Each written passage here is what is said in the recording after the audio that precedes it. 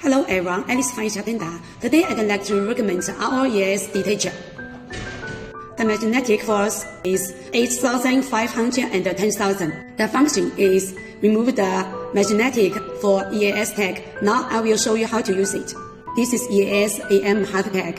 Now I put it on the clothes.